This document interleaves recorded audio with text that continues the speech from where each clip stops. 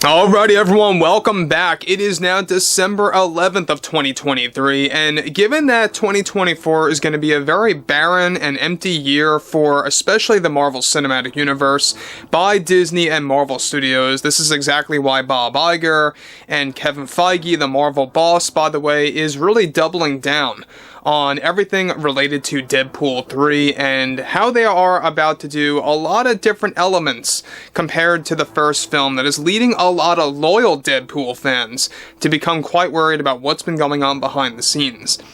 This is Mike Zero. Subscribe if you're new and like this video to see future updates. You can also follow me at Mike01. I thank you also very much for the great and kind support. So, Ryan Reynolds, Rhett Reese, and of course, all of the other creatives over at Deadpool 3 have been facing a lot of problems as of late, mostly related to the third act of the film. Now, we all know that they are trying and aiming to wrap up principal photography by January to February, the latest, of 2024, because they want to get this thing out by July. Mind you, this was shifted from a couple of months, from the May slot to the July slot now, and there's a lot of things happening between Ryan Reynolds and the Disney heads, and specifically how Bob Iger recently did Ryan Reynolds pretty dirty, because we all know that Bob Iger makes the wrong choices pretty much left and right. So, what's interesting about all of this has a lot to do with the production of Deadpool 3 and how this concerns the overall story from Acts 1 through 3 and everything ranging from the cameos to Disney's full intentions now moving forward with DEI and ESG being thrown into the mix on some level in this movie, so let's discuss. Now, with the current production of Deadpool 3 already becoming a disaster to the point between Ryan Reynolds and the Disney higher-ups, one major development has to do with Bob Iger and his actions against Reynolds, after many heated arguments took place recently after the writers and actors strike came to a close. As it turns out, after many creative differences recently took place between Ryan and the Disney heads, Iger made the ultimate call to exclude Ryan Reynolds from multiple future MCU projects for Phase 6 and discussions for Phase 7. As it turns out, for both Disney Plus, of course, and for theatrical releases, Ryan Reynolds was in deep conversations with the Disney heads to become a co-writer at the maximum for multiple projects moving onwards that have something to do with mutants and/or cameos of Deadpool.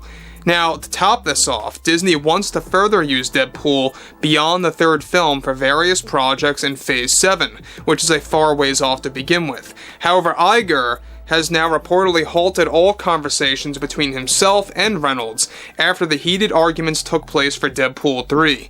The main problem here that Ryan had with the overall film, with Disney's push to establish the 2025 Fantastic Four film in Deadpool 3 to use as a great part of the marketing. As it turns out, Disney is already rethinking their strategy with the third film, as they embrace the multiverse with new reshoots on the horizon that will be quickly added in before filming is wrapped before post begins.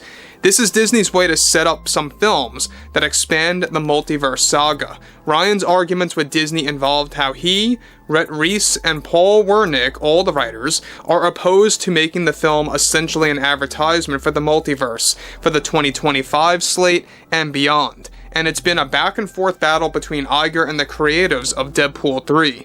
Now, Ryan is, however, reportedly happy with the first and most of the second act of the film. However, Disney is revamping the second act with last-minute changes and a complete change-up for the third act along with that.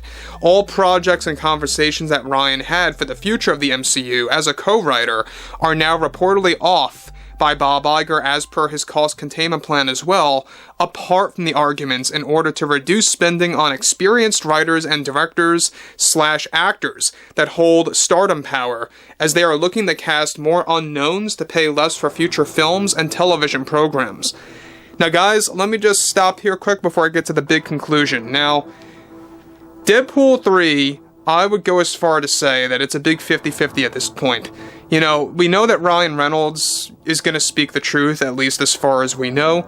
From what he has said, he's very happy with most of this film and the way things are going so far. However, when you look at what Ryan has been saying, it's been a very,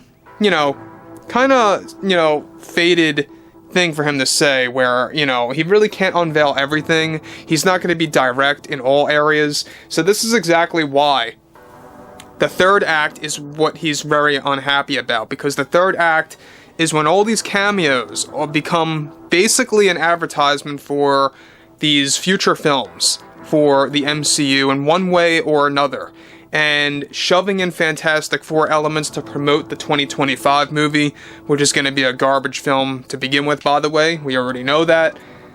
So Deadpool 3, from what it sounds like, it's going to be overloaded with cameos.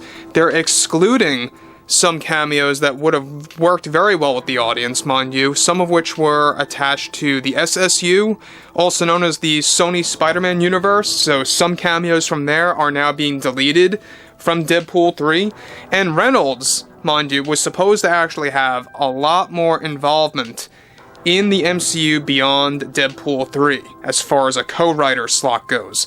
For TV shows or movies, whatever it may have been, they wanted him involved on some level, one way or another, with the Deadpool character and elements of X-Men. So let's get into this further. Now, this is where things get quite shaky. So, to top things off, Deadpool 3's running time is also getting shaved down a bit, as some scenes are getting deleted. IGER's plan currently is to create an uptick in cameos, and removing those that do not work for future marketing purposes. Ryan was also signed up to write a single scene for the Deadpool character in a multiverse saga project, either for film and television. However, this is unclear specifically which. Those conversations also came to a halt that was initiated by Bob Iger months ago, after the ongoing creative tensions for Deadpool 3, which is Disney's only saving grace, by the way, from Marvel in 2024. I would like to compare Deadpool 3 to the Wish movie of 2023. So basically they're banking on Deadpool 3 just like they were banking on Wish for this year, that failed terribly at the box office and did not meet expectations, period, the end. Now, Deadpool 3, yes, it may very well make money.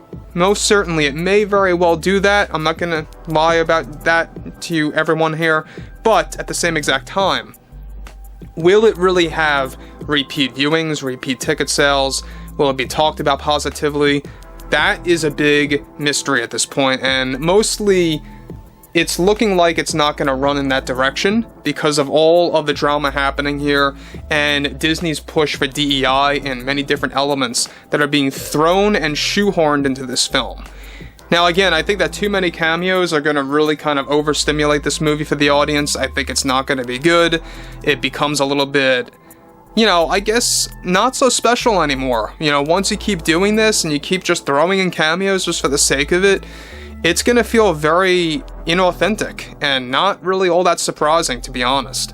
So overall, I think a lot of fans are just over and done with the multiverse aspects, and they just want this to be pretty much all packed away and done already by Kevin Feige. So anyway, guys, drop a comment below.